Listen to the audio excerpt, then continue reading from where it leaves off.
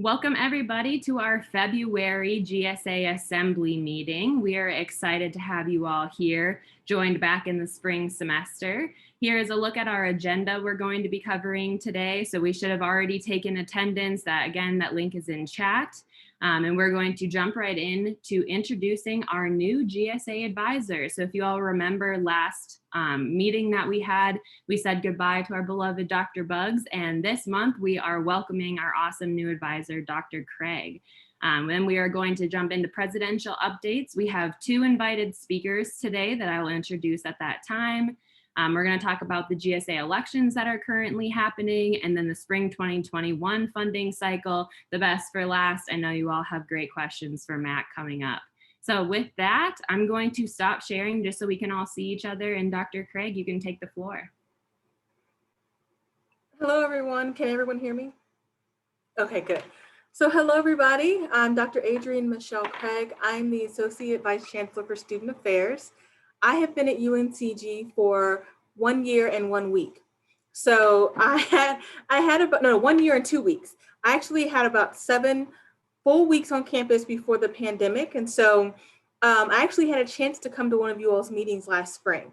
So I think a few of you got to see me in person, but most of you are probably seeing me for the first time today. So hello. I have about 17 and a half years of experience in student affairs. My experience began with student organization advising and student programming, and that's my passion. I love developing student leaders. I really found that knack and passion early while I was in grad school, and I just kept with it. And I never thought it would bring me here, but I'm really happy where I am, and I love what I do. I am also the co-advisor currently for SGA. So I'm stepping in as the co-advisor for that group until they're able to fill one of the positions in the office of CAP. So I think this year I'm just like the go-to person to fill in for other individuals, but I've been advising individuals and organizations for years, so I love doing it. And this actually keeps me connected to students because in this role, I don't always get to see students, and that's why I got into this field, was to have a connection with students and build those relationships and talk and see how I can support you all. So I view my role as an advisor as someone who's here to advocate. I also view myself as someone who's going to challenge and support. So I will always be honest and tell you what I think is correct. I mean, you may not always like what I say, but I'll always explain the why I'm saying it, why, this is the certain way it is. I view myself as someone who can connect you all to other individuals. And I want to do my best to see where I can fit in. I look forward to working with Dr. Bell. He and I had a good meeting last week before I met everyone else. So he and I see we definitely have a lot of things in common with how we view advising. So I think this is going to be a really good experience for me this semester. And I look forward to staying engaged after they replace Dr. Bugs. I still want to be someone who you all view as a resource and as an advocate for you. And earlier you guys were sharing, when you did a highlight, people shared like hobbies and everything. So I think I should share my own as well. I am a pug mom. I have 2 pugs. They're now very old, but I absolutely love my pugs. And when I see pugs, I get really hyped. They're the ugliest, cutest dogs ever. And so someone else loves pugs too. I know, I love them. And years ago, I was like, pugs. And then I got one and my heart melted. And I have like a little paw print from a pug in my heart. Like, this is just, oh my gosh, I love pugs. So that's important to know about me because I will buy anything with a pug on it. If I see pugs in a commercial, I stop, I get hyped. It's just so amazing to me. So that's just one thing to know about me and pugs. I also bake quite a bit. Some of the student organizations that are undergrad groups have already experienced the joy of my culinary delights because I tend to bake and then I want to bring it in because I don't want to eat it. I'm trying to lose weight. So I bring it in for other individuals to eat so they can have their own problems. I don't need any more. So I bake quite a bit. One of my most requested desserts are my salted caramel apple pie bars. They are amazing. They are absolutely amazing. I wouldn't lie to you about that. They're that good. And I'm also someone who loves to craft. So in my garage, like over my garage is a big room in my house, and that entire room is my crafting room. Like, I love to scrapbook. I make a lot of cards. I love to paint. watercolor, acrylics, like it's just, I like to be creative. So that's a little bit about me, and I really hope to get to know all of you better, and I look forward to working with you. Dr. Craig, we had a question if you have pictures of your pugs or if you have one to show. I'm in the office, so I don't have one to show, but I will take some pictures, send it to myself, and then I will upload. Perfect. And like I said, they're old, so it's a lot of gray hair. They're cute all their life. Love that. Well, thank you very much, Dr. Craig, for introducing yourself. We are so excited to have her expertise on board and learn from her as much as possible. So we're really looking forward to that. We were already off to a great start. Okay. Our next up is Nagla with a couple presidential updates. So just, I want to quickly say, we did have a meeting last month in January. That was not a required meeting for senators. So if you all of a sudden just panicked, don't worry. But we did cover a lot of information in that meeting. So Nagla is going to go over part of the information. But if you are interested, just go back to our YouTube channel and you can find that recording from last month. So Nagla, go ahead and take over. Thank you so much, Lexi. And I'm sorry if this will be a repetition for some of you who attended the February meeting, but it is always a pleasure to talk with you, Kelly, and with everybody else on the meeting today. I have briefly, because Lexi is always giving me 5 minutes, I have to stick to the 5 minutes. I will go through three main points. The first, and I think it's important for all of us, the academic relief policy. And I shared with you the Provost Search Committee where I represent the graduate students. So we will have a voice on choosing our next provost, which is something so important. And definitely the support for our international students through the IPC. So me and Lexi, we represent you guys in the Graduate Council where policies related to us graduate students are made. And here I am happy to tell you that we have in the spring of 2021 an academic relief policy, and this policy has a limit of 9 credit hours. And Dr. Bell, just correct me if I am not saying this precisely. This policy was there in the fall of 2020, but what happened, the limit for the credit hours was like the undergraduate students, which was 8 hours. And for us, we take like 3 credit hour courses, so we amended the policy. So am I correct, Dr. Bell, when I say amended the policy? Yes, but it's also the case that the policy has worked its way through the Graduate Council, and so the next step in the chain of events is that it goes to the provost desk for approval. So it's passed the council with 9 hours. That's as Nagla says, it's an improvement on what was passed in the fall. So now we just wait and see if it goes to the next step. And we always proud, Dr. Bell, that maybe UNCG is very unique in the UNC system having this policy. If I am correct, I don't know if we are the only one. I'm not sure, but we advocated for this policy as an important sort of support for us graduate students. Second, guys, if you have any concerns, anything that you want us to bring during the search committee for our next provost, and we are so thrilled that Dr. Bell is the chair of the committee, of the search committee, so we are working closely with him. I mentioned with you last meeting that during the fall break, Dr. Bell said, guys, this is not a real break. We are all stressed. It is still pandemic. We are isolated. And we thought of even our international students not going home and lots of other challenges. So we cooperated as GSA with the IPC, the International Program Center, to create the coffee hours again and to create a list of who are in need of laptop loaners. And I loaned the laptop with other international students because I didn't have one. 17 of us managed to have a laptop during the break.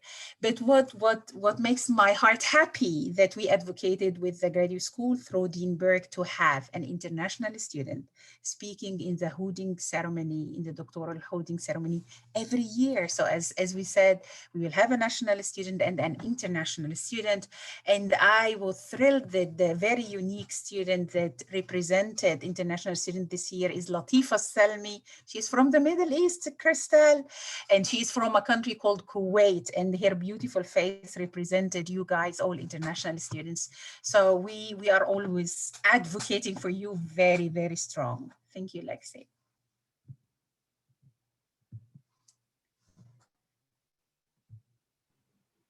Thanks, Nagla. So we're having a little bit of technical difficulties. Let me stop sharing. We're a little bit ahead of time. I was just told that I have pug pictures in my email box. So maybe I can pull those up quick.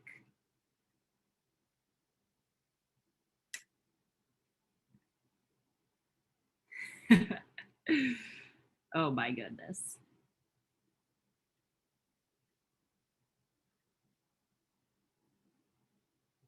All right, everybody, here is Dr. Craig's pug. So who is this one, Dr. Craig? You said you had two?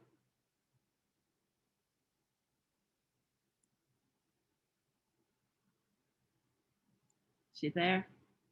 Let's look at the other one. Oh, can you guys all see that?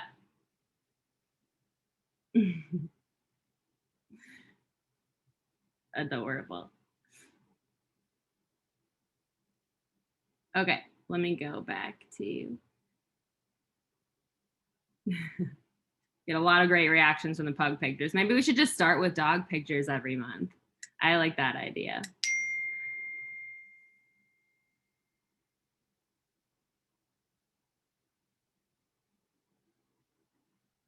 Okay, let's go back here.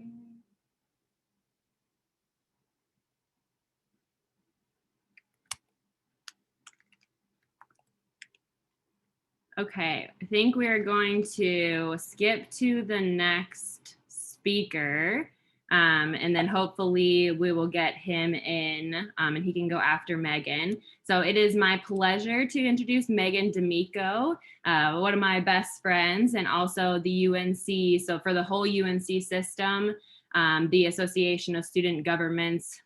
She's going to talk about that today, but she's the Vice President of the Graduate Student Relations. So with that, I'm just going to stop sharing so you can share, Meg, and you can take over.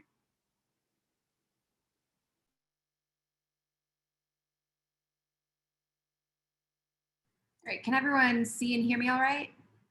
Okay, great.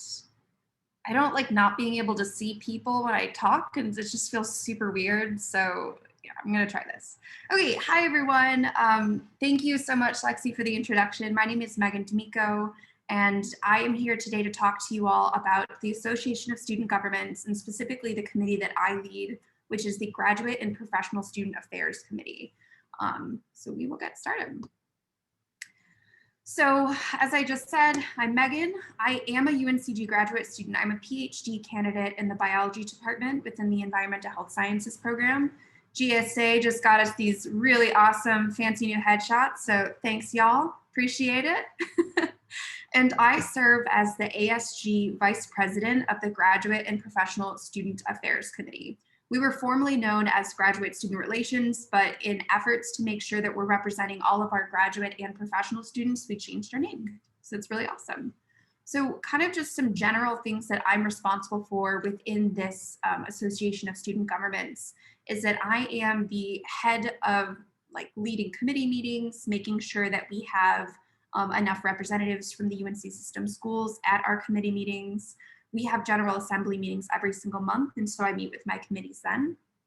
I am responsible for launching statewide graduate and professional student initiatives, which can include professional development, which includes kind of funding things.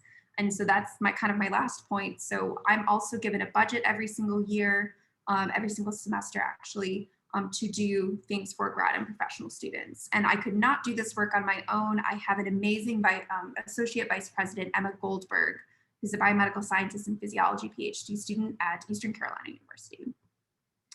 So some of you have probably never heard of us, and it wouldn't surprise me if you didn't or if you haven't, because I didn't know about ASG until the fall of 2020. So bear with me here. I just want to give you some bare bones details about what we do and why we're actually very important for grad students here. So ASG is a student organization that is designated to represent the interests of students when the UNC Board of Governors meet. And so our president, Isaiah Green, attends these Board of Governors meetings on behalf of ASG to advocate for students. We are an advocacy organization, so we will come up with either recommendations for the Board of Governors or just general ideas from the student bodies that we feel are important to be represented at these governor meetings. And so when you look at your student fees every semester and you see that there's $1 for ASG, that's to help pay for me to do this work and for all of our cabinet members and delegates from the 17 UNC institutions to represent you.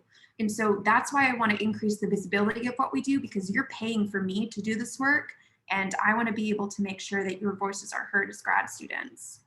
So again, what we do is really just advocating for the best interests of students. We serve as those liaisons between the students and the governor of North Carolina, the General Assembly, and the Office of the President of the University of North Carolina Systems. And so we're here to increase that collaborative network and also increase the awareness of the issues that UNC students are facing. So kind of just what the structure looks like briefly, we serve basically under a president and a vice president, which is Isaiah Green, who is our president, and Simone Spencer. Isaiah is an undergrad at UNC Asheville, and Simone Spencer goes to UNC Pembroke. And basically, we are assisting them through 7 other executive offices. So not everybody in the cabinet is listed here, but we have all of these different cabinets that each person is the vice president of, and you can obviously see our committee here. But basically, we follow the Senate model where there's 4 delegates from each 17 campuses within the UNC system. So at UNCG, there's 4 students who are within ASG who come to talk at these General Assembly meetings every single month. And so they can sit on 2 of the following meetings. And so the person who's from UNCG who sits on my committee is Ali Hamdoun, which I believe is the vice president of SGA. Somebody can correct me if I'm wrong after. So he sits on my committee, which means he should be listening to your needs too, which is where I come in to talk to you all about why grad students' needs are absolutely critical to be heard and to be acknowledged. So I am here as your advocate, and kind of what I want to just explain of what we're doing right now. So again, in general, we're here to launch initiatives to support grad and professional students. And currently we're organizing a statewide graduate and professional advocacy day where you can work with students from other UNC institutions about grad and professional issues and present them to your lawmakers to talk to them, to get that face time, which we know is critically important. I'm going to be launching trainings for that, so you're not just thrusted into a Zoom meeting with a lawmaker. You're going to be giving trainings. You're going to potentially have the opportunity to write a white paper or kind of a one-pager on things that are important for this topic. And then you'll actually get to talk to your lawmaker within your districts, which I think is awesome. We're also crafting new professional development grants. We know that a lot of the times professional development grants from, say, GSAs, or depending on where you go, can be pretty restrictive as to what you can spend it on. And so our grant is going to be open to all grad and professional students, and it's going to have limited restrictions as to what you can spend, as long as spend it on, as long as it's not like a car or, I don't know, you're going to buy food this week or something with it. It has to be related to your professional development in your career. And lastly, we're going to be organizing a spring kind of annual leadership summit for grad and professional students. This will be open to all, but highly encouraged for GSA executive board members. It will include professional development trainings, networking opportunities. We're hopefully going to even have some sort of like higher ed and admin career fair so that we can kind of get people into the workforce. But we really want to make sure that UNC students are represented kind of at the higher level. And so I'm going to stop talking and answer any questions that you have. And I also have my email here, and you can follow what ASG does on social media as well.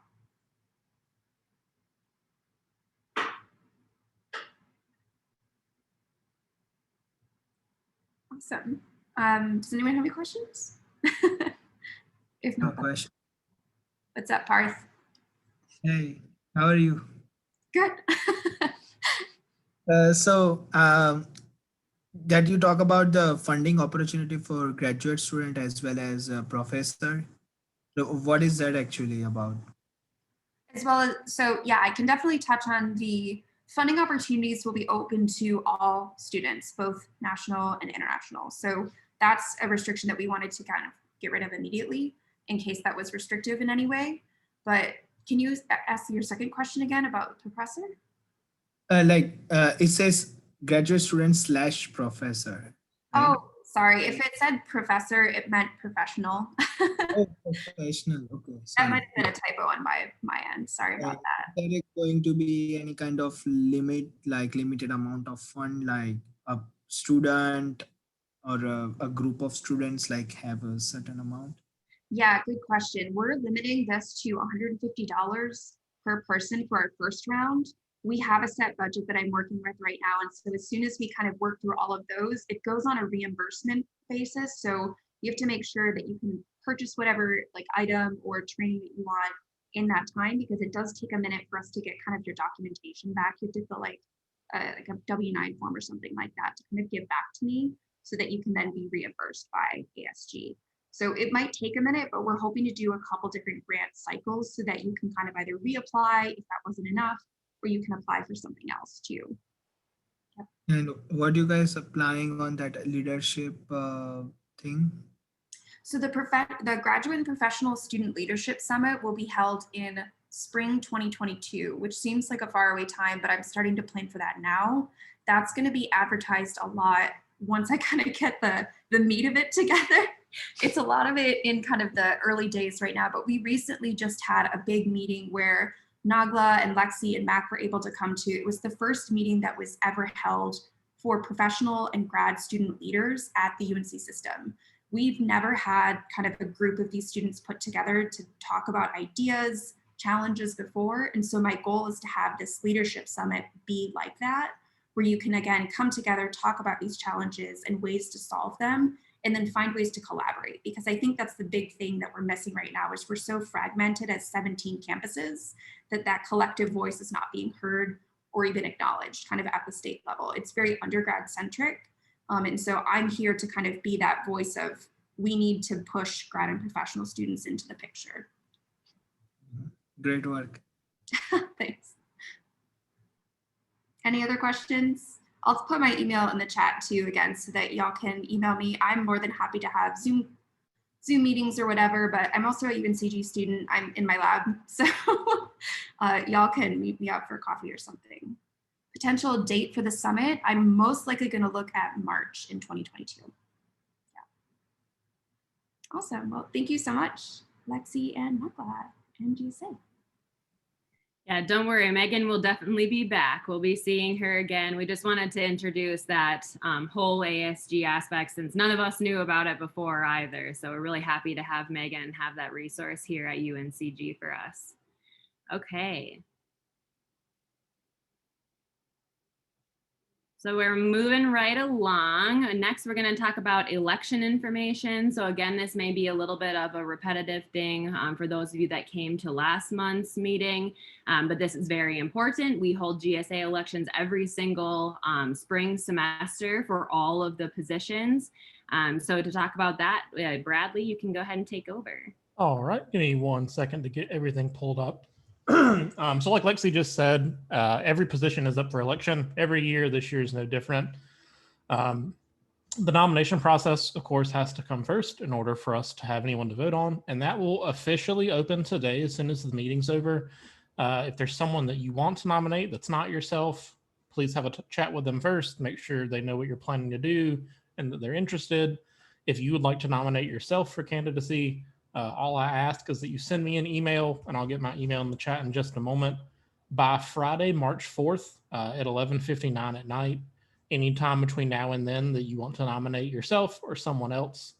Our requirements for candidacy, of course, must be a UNCG graduate student, must be enrolled minimum of 3 credit hours, minimum of 3.0 GPA, good academic standing. This will all be verified with an unofficial transcript by our GSA co-advisors.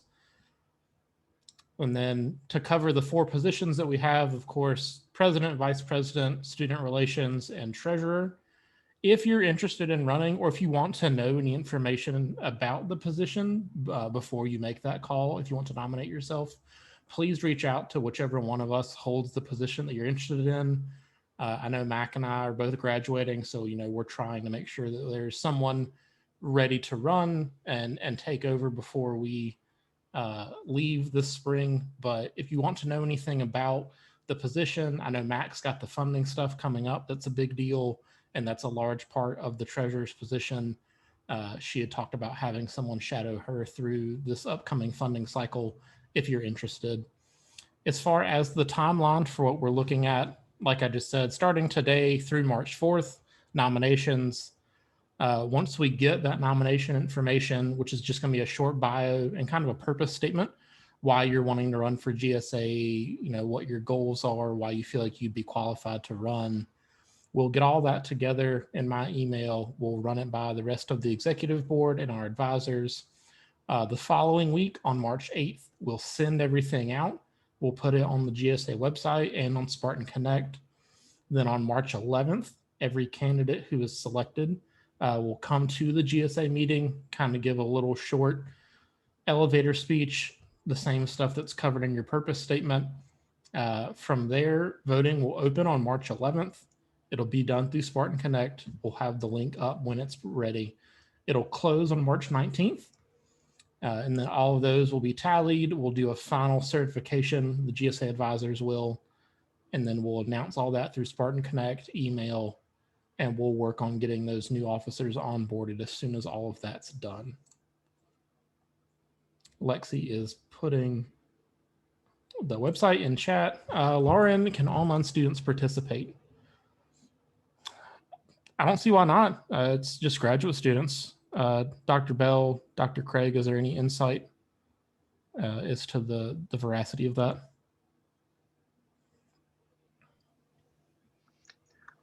No, I mean, I don't think there's anything, unless Dr. Craig is aware of something that I'm not aware of. No, I'm not. So I think that you're correct, Bradley. Okay. Yeah, so Lauren, sounds like online students are able to participate as well. So that makes the most sense. If we come across anything that says otherwise, we'll let everyone know as soon as we know. I'll make a note to check on that as well. Let me go ahead and put my email in the chat. So anyone who wants to nominate themselves, someone else, just need a purpose statement and kind of the core bio about the person in my email by March 4th.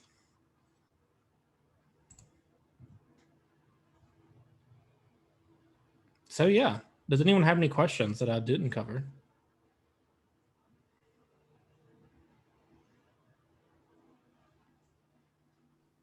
Or if anybody has any questions for one of the e-board members about our position, if you're interested in one or another, we have plenty of insight to give if you have any questions.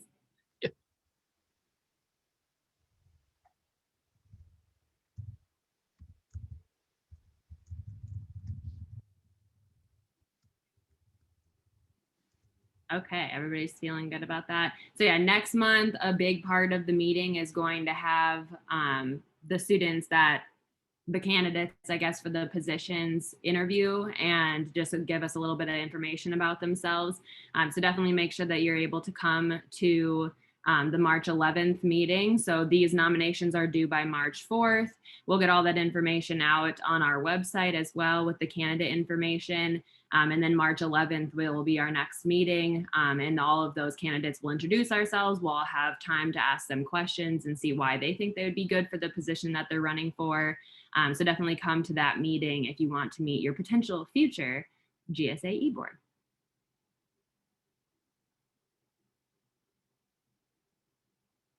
Yes, also, we did mention this last month, but I would like to repeat that. There is a stipend that each GSA e-board member gets paid.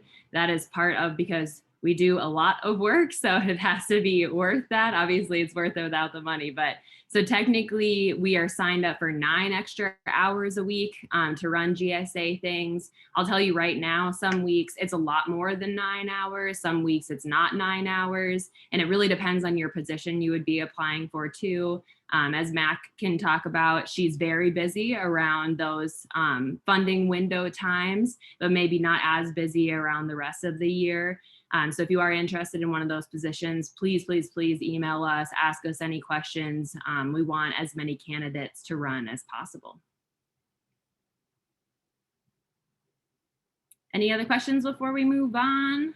Don't be shy. Okay, then we will jump right into Max talking about the funding window for the spring semester. Awesome. Can you guys hear me okay? Yeah, perfect. Okay.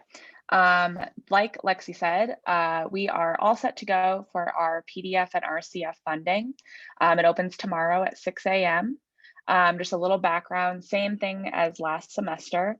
The PDF or Professional Development Fund will be capped at $200. Obviously, it's because of COVID, it's only doing virtual conferences. We're super excited. We've worked hard at allowing people, obviously covering those who are presenting, just like the past, but now we're adding those who are not presenting. So if you want to attend a virtual conference, but you're like, I'm not presenting, I can't get funded, we can now fund you. The only situation that we need to abide by is you need to turn in all the other things that you would need, your letter from your advisor, etc., and that those presenting do get first priority. So when the window closes 2 weeks from tomorrow on February 26th, we'll basically pull everyone, timestamp everyone, and those that are presenting get priority, and then those not presenting get second priority, kind of just second in line. We do have a lot of funds available left to hand out to graduate students, so I strongly encourage everyone to apply and try to hopefully take advantage of this opportunity, because we can't always fund those not presenting students because of a lot of hoops to jump through the university. So I feel like everyone's pretty comfortable with the PDF. If you do have questions, ask them now or hang on to them for later. The next fund that we have is the RCF. So that's our Research Capstone Fund. We kind of revitalized this last semester. We felt like it was really successful. It was a great way to give money back to the graduate students who obviously need some extra funds and extra help to do their own research. So again, just a reminder that the items or services that can help you with your research are not your own. So to remember that those items or services stay in your lab or under your advisor. They can't be for personal use. So if you want an iPad for your research and you need it, that's great, that's awesome. But you have to leave it at the university when you graduate. We ran into a few hiccups with items that we didn't know couldn't be purchased. So for instance, furniture cannot be purchased. We had a sports psych student wanting a small sofa for their work with other athletes, which was we felt completely valid purchase. But we didn't know there's a rule that you can't buy furniture. So it's a learning process. We're kind of going along. If we run into a situation like that, where the item that you were approved for can't be purchased, you still are awarded the money, and we'll try to find something else that we can replace that item with, that we can use that, because we don't want to take away your award. So again, the window opens on Info Ready. The link is on the next slide, Lexi. Tomorrow at 6 a.m. and it closes February 26th at midnight or 11:59. If you do have detailed questions, I did make videos that were up last semester. Again, the only difference is that PDF we can now sponsor or award money for those presenting and not presenting. Just priority goes to those presenting. And then there's a lot of information on the website. So I strongly encourage you to check out the website, check out the videos. They're not super long, I promise. And then if you still have questions, please reach out to me. I really want you to have a successful application. Are there any questions off the bat that I can take?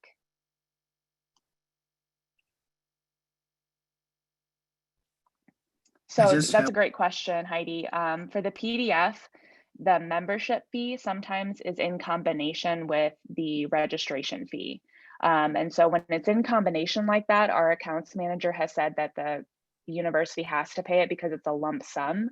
But if you have to have the membership fee, if the receipt is separate, so it lists your membership fee and then your conference registration, we can't cover the membership fee in that. So it needs to be an itemized, but like some of the conferences I go to, the membership fee is within that overall virtual conference registration. So from the itemized list, it looks like one purchase, where if it's two separate itemized lists, then we can't cover that membership fee, just the virtual conference registration. Great question.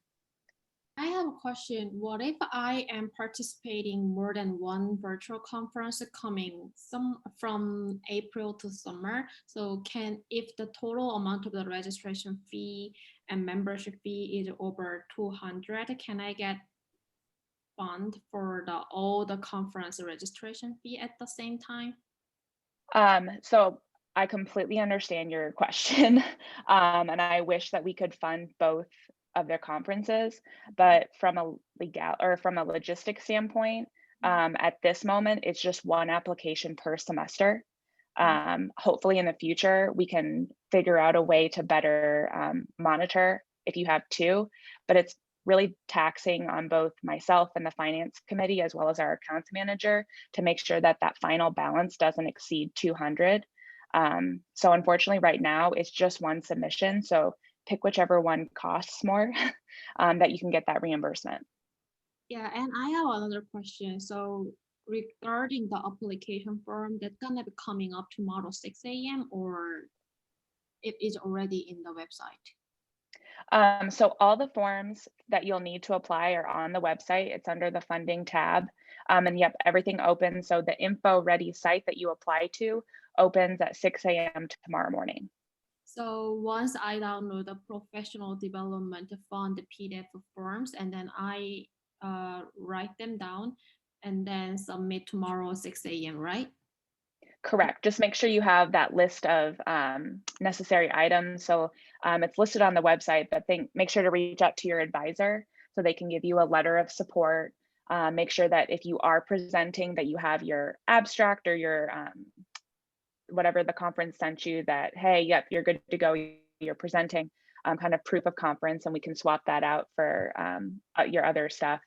And then obviously how much it costs you, your itemized receipt. And then if you are an international student, you want to have the appropriate paperwork. So I have the other question regarding the funding. So is there a first to come and first to serve, or just to submit the form, I could almost get a chance to get $200 for the registration and membership fee? I'm sorry, you cut out on my end, the first part of your question. Can you restate that for me? Is it a first to come and first to serve, or almost all the students could get a registration fee around the $200 of the registration and a membership fee? So it is still first come, first serve. Last semester, we had probably a fourth of the total applicants. We are kind of going through this together. We're not really sure what the applicant pool will look like. So obviously the quicker you get your PDF or RCF turned in, the more likely it'll get funded. We do have a lot of funds for students. Obviously conferences look a little different this year.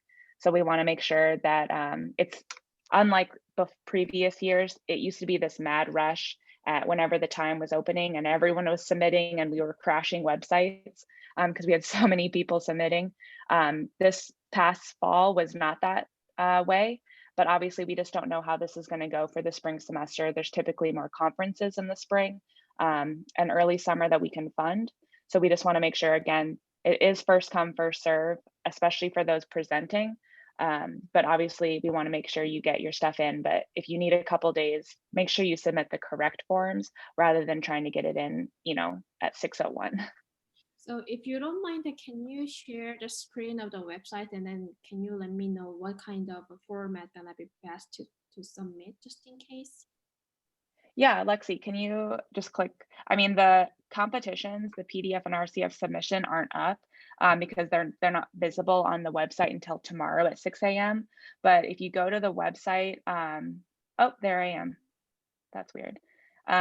If you watch the videos, they're about 10 minutes. and then obviously the shorter one. The first video is just explaining the PDF and RCF, and then the actual info ready application. If you watch that video, it'll walk you through, and I walk you through the application, just like it's going to be when you see it whenever you apply, whether that be tomorrow morning or in a couple days. Okay, and the form I would like, I think, oh, the form is in the bottom with the funding, right? Okay, yeah, got it. Thank you. Yeah, no problem.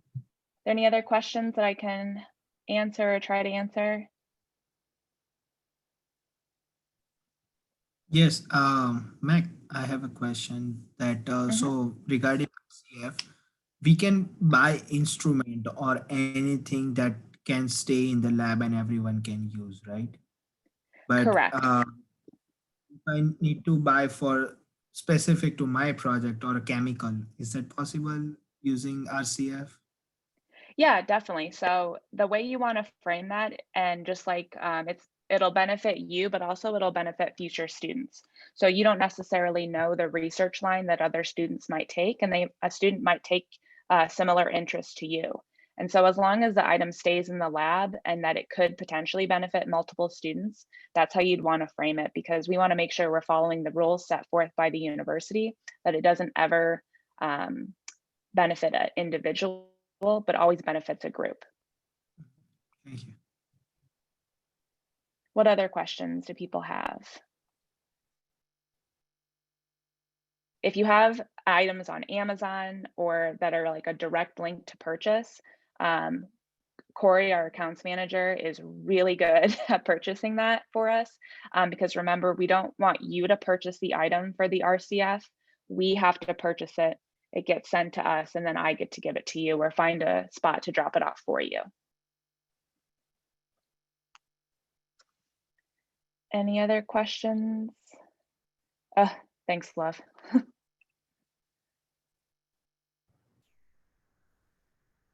No other questions? I'm happy to answer them.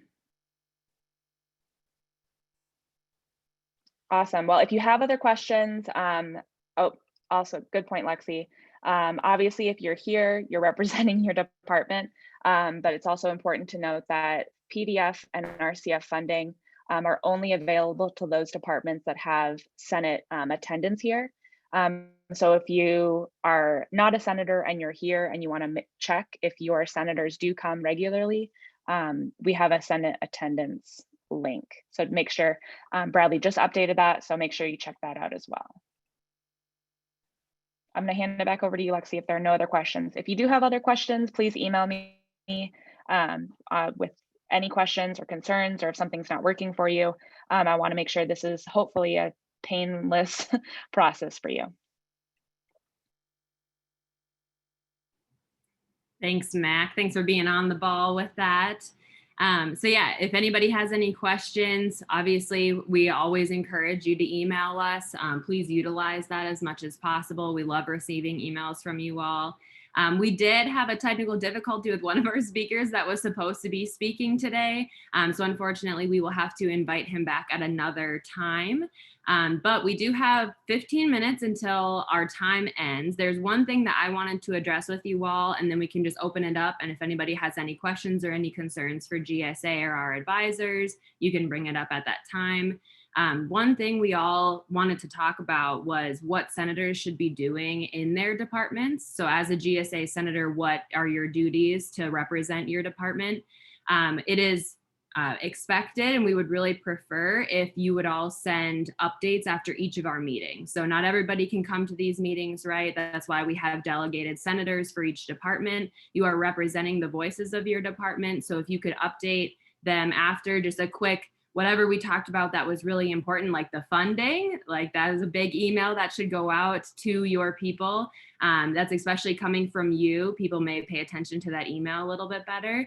So just link that website right there that I put in the chat. Tell them a little bit about what they need to know. It opens tomorrow morning at 6 a.m. when it closes in 2 weeks again. So really just send that out as much as possible. But if you could do that after each meeting, just a little update, what we talked about, what's important for your department to know, that would be fantastic. I know a couple of departments are already doing that, and we get really great feedback from them. However, there are other departments that don't even know who their senators are. So that's what we're trying to change. We really want to make sure they know who you are. They should be going to you with concerns for GSA for you to bring to us. And also you should be kind of polling your department, see what your department needs, talk to the people and your other peers in your department. So really make sure you're collecting all of their voices, not just bringing your own to this table. Does anybody have any questions about that? That makes sense. Of course, everybody's welcome to watch our videos, but that's just kind of why we have you point people to send the information they actually need to know directly to them. And we will be sending an email out tonight that's going to have all of the funding information. So if you want to wait for that and just forward it to your peers in your department, that is also fine. But yeah, that will have all the information, links to the website, and all of those links will go active at 6 a.m. tomorrow morning. Matt will be up bright and early. If I might say something, if it's okay. I actually find when you guys send me the videos, it's helpful because even though I'm trying to take notes in the meeting, it goes so fast that I have a hard time getting everything. So when I have the videos, I can rewind them back and just kind of look at it at my own pace. I'm also, in addition to being in the Library and Information Studies master's program, I'm in LISA, and also I I'm going into the students with the Disabilities Honor Society. I'm going to be representing them as well. So I do have a learning disability and I do have some challenges. So having those videos helps me so that I can get the clear notes that my department needs, because I know I can do it. I just need to have the ability to be able to go back over it so I don't miss anything. Of course. And so I find that really helps. So, I mean, and I appreciate everything you all do. And I'm sure there may be other people on here who maybe feel the same, but they may not know how to come forward and say, this is what we need. And that's what I'm learning to do. I'm learning how to speak up for myself and say, this is what I need, and this is how what I need. Can we do this? Because, you know, if you don't speak up, how do you know? And so that's why I felt like it's important to say something about it. Yes, thank you, Lauren. Yeah, no, that was a perfect example of things we want feedback on. Did you get to the YouTube channel? Did you I did. I clicked the link and I subscribed to it. And I'm going to be checking back. Awesome. Yeah, so it's a little bit easier for us that we just have one location with all of the videos. And as you all Zoom users know, it takes a little while for that video to get put together and for the chat transcript and everything to be sent to us. So as soon as I get that, it goes to Bradley. He uploads it on the YouTube channel, usually the same evening, but again, the next day if he needs a little bit more time. So yeah, if you have that, subscribe so you get notifications when the video is up. Then you know you can go back and rewatch it. But yeah, those will always be there. So please utilize that. And I'm really glad those help you, Lauren. They really do. And also, the LISA Town Hall meeting is on the 24th, in case anybody's interested. Oh, yes, this is also a great place to publicize things. And if you have certain things going on in your department you want to make more publicized to the rest of the graduate students, send it to us. We can post it on social media and things like that. So it's at 5 o'clock. It's LISA Town Hall. Okay. Yeah, if you wouldn't mind sending an email to Bradley, then we can get that pushed out on social media if you're interested. Okay. I'll find out more what they're doing and then I'll send it to him. Awesome. Hey, Lexi, if we have a moment, can you address the chat about the headshots? Just yes. Thank you for addressing that, Mac. So the headshots, it is February 11th. So tomorrow is the last day that the person, of course, her name is slipping my mind now, that she is going to be in charge of the headshots at UNCG. So what we are trying to do is, because this is such an important thing during the pandemic and we had big interest in graduate students, we're trying to make sure their department knows that this is a really sought after thing and they'll continue this program. Thank you, Dr. Bell. That's Ashton Moss was the person you all were supposed to email if you needed to schedule a headshot that wasn't on the website. So I don't know if tomorrow is her last day she's doing headshots, and maybe you all can sneak in tomorrow, but definitely still email her so that she's aware there's still a need for this program. And we're hoping to reopen it again later, especially during one of our professional development times, like Graduate Student Appreciation Week, which is coming up here in April. So yeah, we'll definitely, we like it too. We want to keep it going. Hopefully we'll get that reopened again.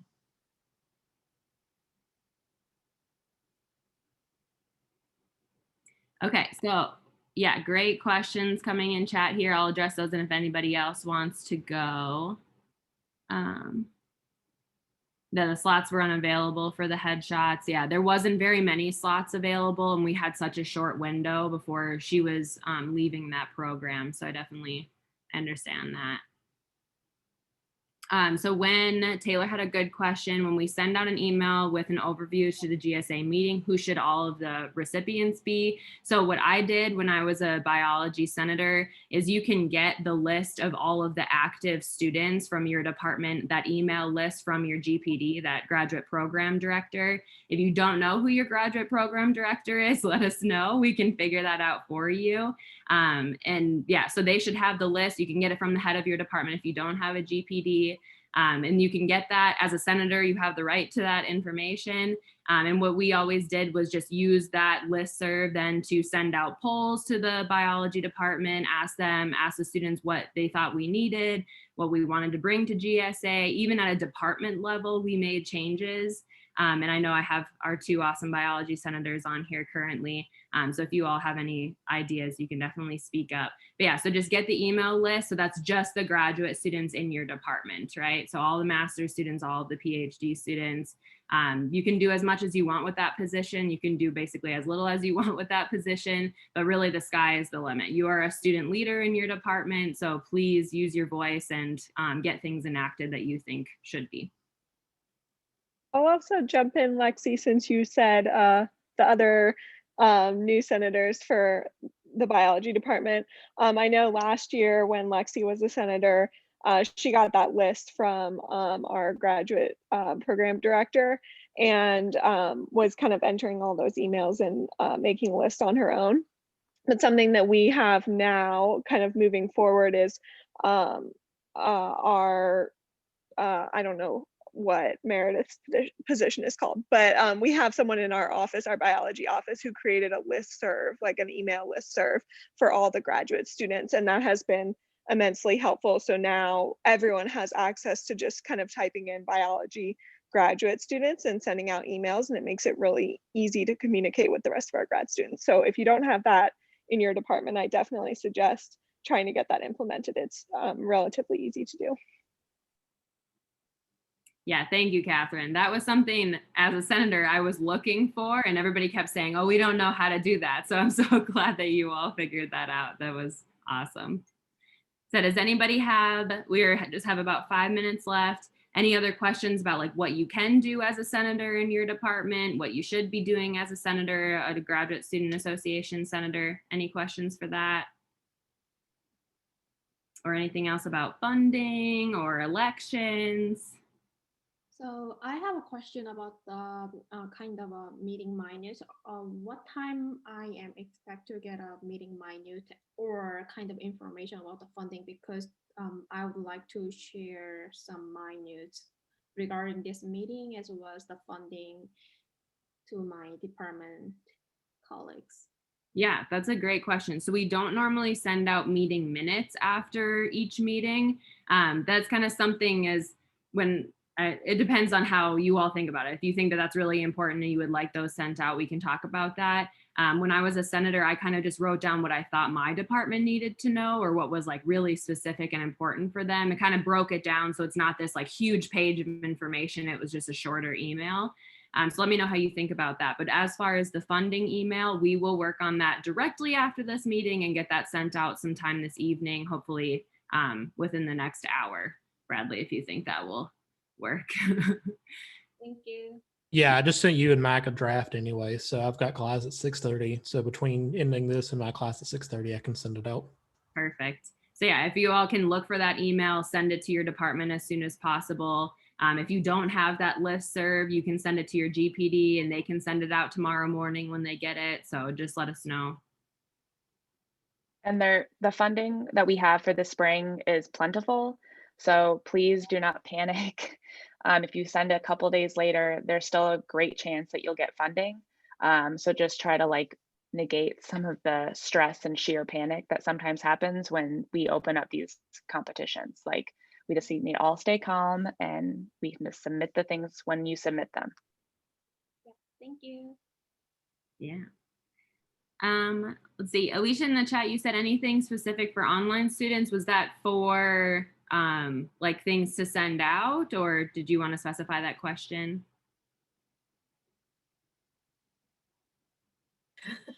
Okay, I had to take myself off of mute. Thank you. So yeah, I in attending these meetings, I know a lot of it is about funding opportunities and going to some of the seminars. And I know these are things that are not applicable for online students.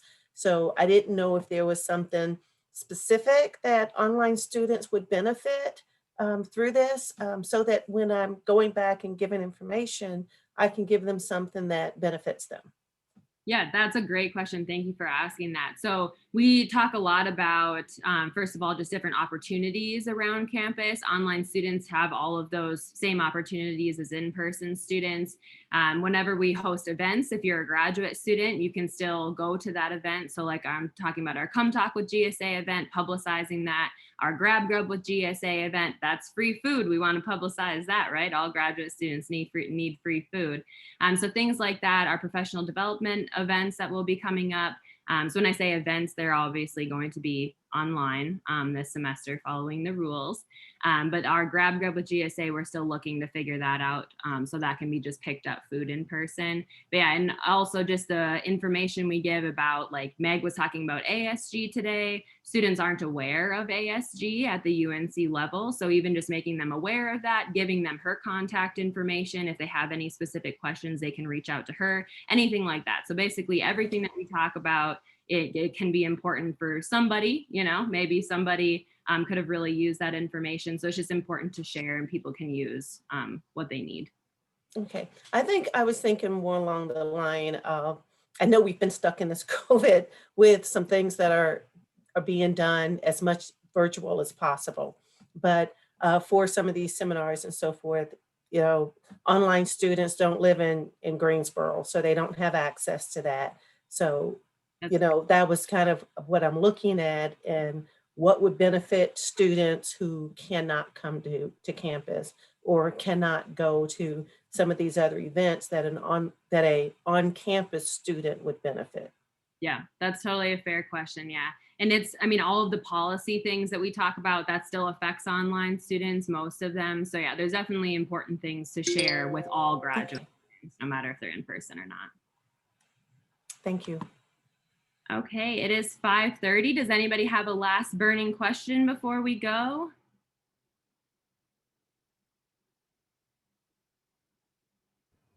All right. With that, then, I just thank you all for coming. I thank you for all of your questions today. I feel like today was a really great interactive meeting. I love that. I love seeing all of you. So put down in your calendar, we have our Come Talk with GSA on the 25th of this month. So again, that's always 2 weeks after our meeting. That's going to be from 4:30 to 5:30. And then our next whole assembly meeting will be on March 11th. Remember, we'll be talking a lot about election stuff that day. And the funding window for the spring 2021 opens tomorrow morning at 6 a.m. So get your funding in and email Mac if you have any questions. And with that, I wish you all a great evening. I hope you all have an awesome weekend as well. It was so nice seeing you all. Bye. Thank you. Bye.